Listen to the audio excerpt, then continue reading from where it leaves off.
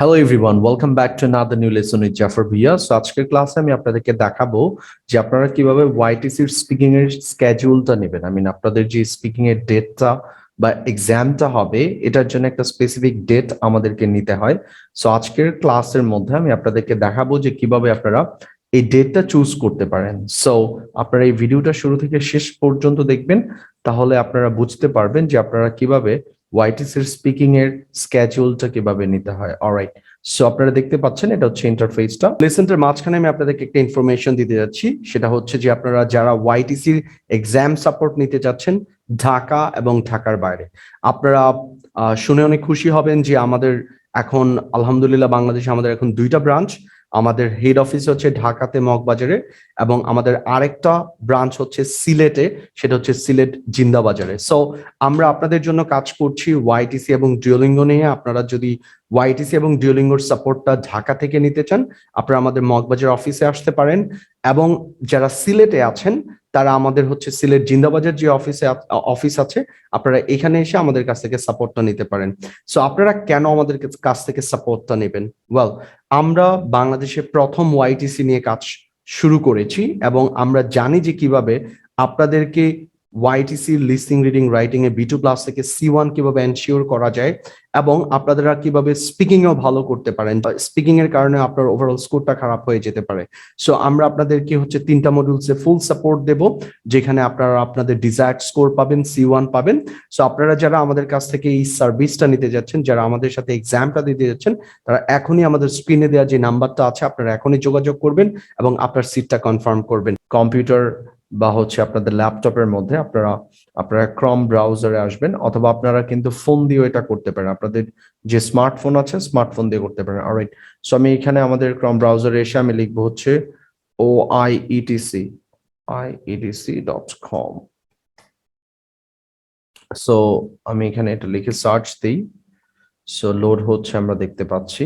So let's see এটা কতটুকু time নেয়। অলরাইট, সো আমাদের চলে আসছে। এটাই হচ্ছে মূলত আমাদের লাইক ওয়াইটিসির যেই পোর্টালটা আছে, এটা হচ্ছে ওয়াইটিসির একটা অফিসিয়াল ওয়েবসাইট, যেখান থেকে আমরা লগ ইন করে আমাদের স্পিকিং এর স্কেডিউলটা নেব। অলরাইট, সো এটা হচ্ছে ফুল এক ড্যাশবোর্ড আপনারা দেখতে পাচ্ছেন। সো আমরা যেটা করবো, লাইক এখানে চলে আসবো ডিরেক্টলি এই যে অ্যাপ্লাই নাও বাটনটাতে। আমি আবারও বলছি, একটু খেয়াল করে দেখবেন যে অ্যাপ্লাই নাও বাটন যেটা আছে, এটাতে আমাদেরকে কি করতে হবে, লাইক ক্লিক করতে হবে। সো আমরা এখানে ক্লিক করলাম। সো একটু লোড হচ্ছে। সেকেন্ড স্টেপটা হচ্ছে আমরা অ্যাপ্লাই নাওতে ক্লিক করার পর আমাদের এরকম একটা ইন্টারফেস আসবে, এই যে দেখতে পাচ্ছেন এরকম একটা ইন্টারফেস আসবে। সো অলরেডি যারা আমাদের সাথে এক্সাম দিচ্ছেন বা দিয়েছেন, তাদের তো রেজিস্ট্রেশন আমরাই কমপ্লিট করছি। আর যারা হচ্ছে নিজে নিজে এক্সাম দিবেন, তাদের কাজ হচ্ছে তো প্রথমত সাইন আপ করে নেওয়া। সো আজকের ক্লাসটাই কিন্তু আমি সাইন আপ দেখাচ্ছি না, আজকের ক্লাসটা আমি আপনাদেরকে দেখাচ্ছি যে কিভাবে আপনারা আপনাদের স্পিকিং এর ডেটটা নেবেন। সো এর জন্য আপনাকে এই যে নিচে আসবেন, একদম স্ক্রল করে নিচে আসলে দেখবেন এই যে এখানে একটা লেখা আছে কি already have an account. So আমি এখানে ক্লিক করলাম already have an account. Already have an অ্যাকাউন্টে আসার পর আমরা এখানে কি করব, আমাদের মেল অ্যাড্রেসটা দিতে হবে, এবং আমরা এখানে কি করব, একটা পাসওয়ার্ড দেব। রাইট, ওকে। সো আজকের এই ক্লাসের মধ্যে আমি আমাদের একটা স্টুডেন্টের লাইক একটা স্পিকিং এর একটা ডেট আমি নিয়ে দেব। সো এই ডেটটা নেয়ার জন্য আমি হচ্ছে এখানে মেল এন্ড পাসওয়ার্ডটা আমি কি করব, লাইক বসাবো। সো চলেন আগে আমি প্রথমত মেলটা ইনপুট করে নিই। মেলটা হচ্ছে এরকম। অলরাইট, সো আমাকে যেটা করতে হবে, এখানে মেলটা লিখতে হবে। সো আপনার যে মেলটা আছে, আপনি যে সাইন আপ করার সময় যে মেলটা ইউজ করেছেন, ওই মেলটা আপনি এখানে লিখবেন। তার পরবর্তীতে এখানে যে পাসওয়ার্ডটা দিতে হয়, আমাদেরকে পাসওয়ার্ডটা লিখতে হবে। সো আমি এখানে আমাদের ওই স্টুডেন্টের লাইক ওনার মেলটা লিখলাম এখানে, এবং পাসওয়ার্ডটা আমি এখানে দিলাম। দেওয়ার পর আমাকে লগ ইন করতে হবে। সো আমি লগ ইন বাটনে ক্লিক করলাম। সো লোডিং হচ্ছে, দেখতে পাচ্ছেন। সো আপনারা এখানে আরেকটা অপশন আসবে সেভ করা যায়, আপনি চাইলে সেভ করতে পারেন, আবার চাইলে সেভ নাও করতে পারেন। আর এটা আমি সেভ করে রাখলাম। সো এই হচ্ছে আপনার ওভারঅল একটা ড্যাশবোর্ড, যে ড্যাশবোর্ডটা আপনি পাবেন যখন আপনার হচ্ছে listening reading and writing complete করা হবে। সো এরপরে আপনি এরকম পাবেন একটা একটা আপনি এরকম ড্যাশবোর্ডটা পাবেন। আপনি যখন লিসনিং এবং রিডিংটা কমপ্লিট করবেন, তখনই আপনার রাইটিং এবং স্পিকিংটা ওপেন হয়ে যায়।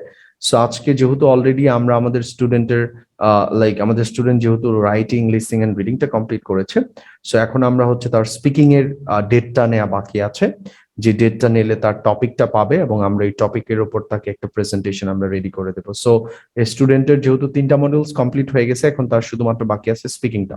অলরাইট, সো চলেন আমরা ডেটটা দেখি কিভাবে যে ডেটটা আমাদেরকে নিতে হবে।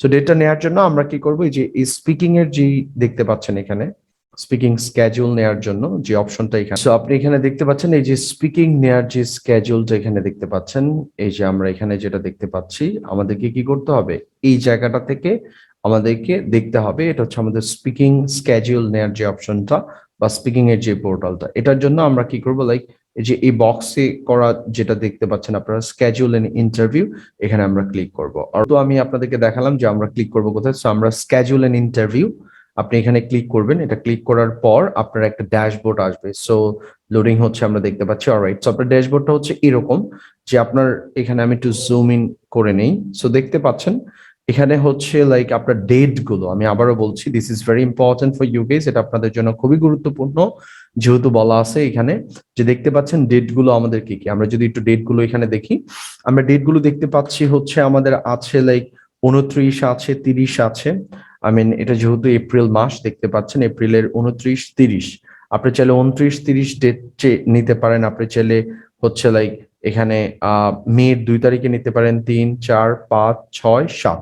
সো এখানে একটা ব্যাপার আমি আপনাদেরকে একটু কাইন্ডলি ক্লিয়ার করব, সেটা হচ্ছে আমরা অনেকে আসলে কনফিউজড থাকি যে আমি আসলে কোন ডেটে আমার ডেট স্পিকিংটা নেব বা কোন সময়টাতে আমি নিতে পারবো। তো আমি আপনাদেরকে যেটা রেফার করব, আপনি যদি স্পিকিং এ উইক হন, যেমন আপনি যদি স্পিকিং এ দুর্বল হন, তাহলে আপনি 5 থেকে 7 দিন সময় নিয়ে তারপর আপনি স্পিকিংটা দেন। আর যদি আপনার কাছে মনে হয় যে না আপনি স্পিকিং এ খুবই ভালো, সেক্ষেত্রে আপনি দেখা গেল নর্মালি ধরেন লাইক 2 থেকে 3 দিন সময় নিয়ে আপনি আপনার স্পিকিং টেস্টটা দিয়ে দিলেন। অলরাইট, সো আমরা জানি ওয়াইটিসির স্পিকিং এর মধ্যে আমাদের যে অপরচুনিটিটা আছে, আমরা আমাদের চাইলে ডেটটা নিজেদের মতো করে সিলেক্ট করতে পারবো, ইভেন দ্য টাইম যেটা আছে এটাও আমরা আমাদের নিজেদের মতো করে সিলেক্ট করতে পারবো। সো চলেন আমার স্টুডেন্টের জন্য আমি একটা ডেট চুজ করব এখানে। সো আমি যে স্টুডেন্টের জন্য নিতে যাচ্ছি সে হচ্ছে একটু সময় নিয়ে স্পিকিং এক্সামটা দেবে আর কি উনি।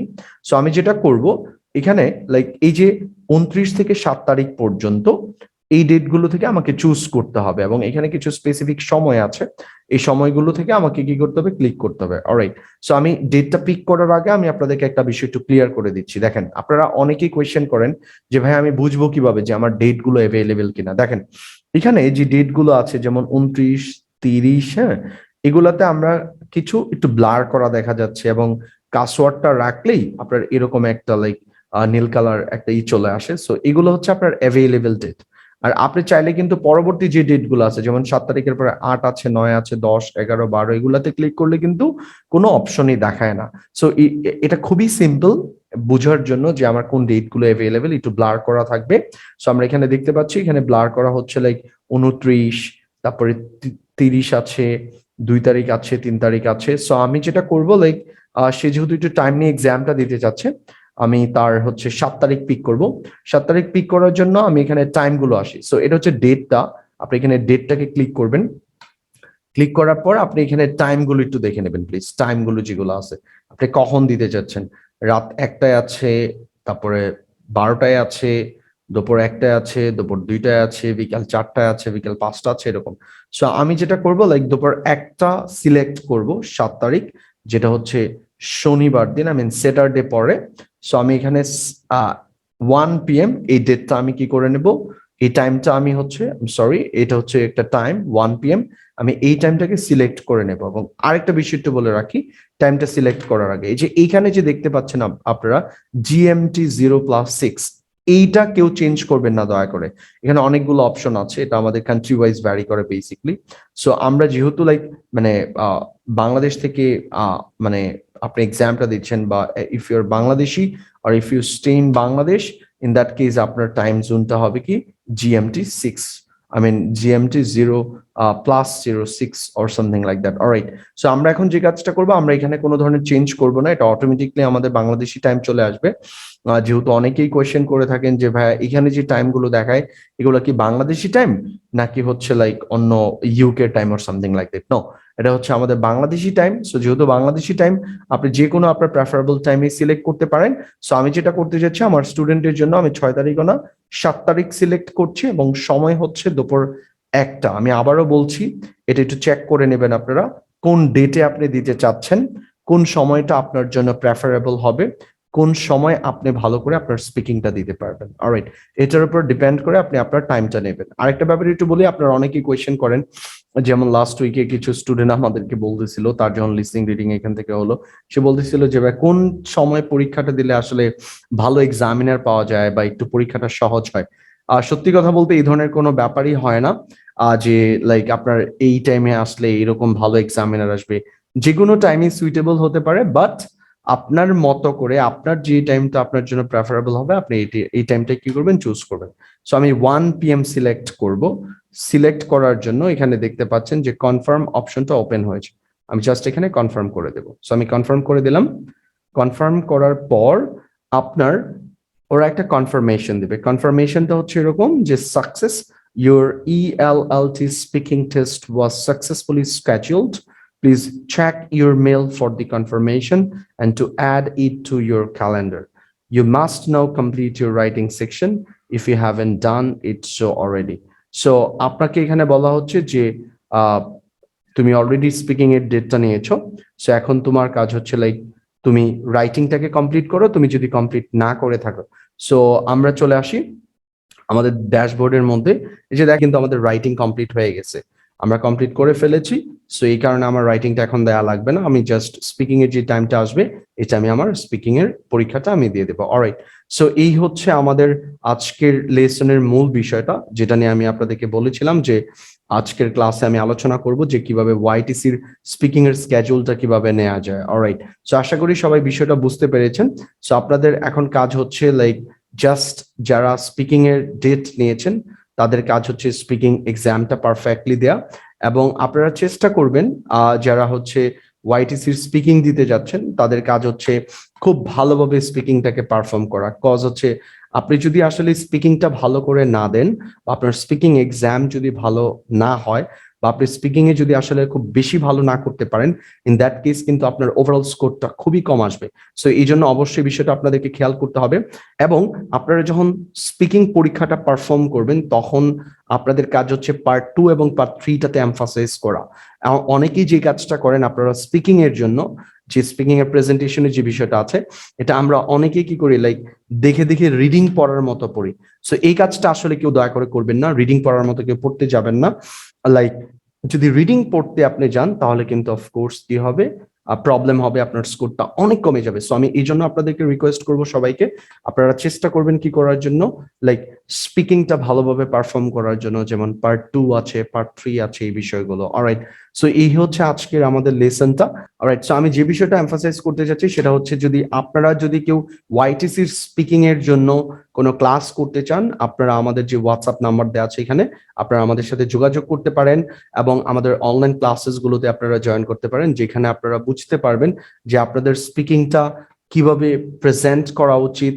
এবং আপনার এই স্পিকিং কোর্সের মধ্যে কিন্তু আপনি চাইলে কি পাচ্ছেন, আপনার এখানে স্পিকিং পার্ট 3 এর উপর আপনাকে কোয়েশ্চেন্স এন্ড আনসার্স গুলো রেডি করে দেওয়া হবে, যেটা খুবই গুরুত্বপূর্ণ।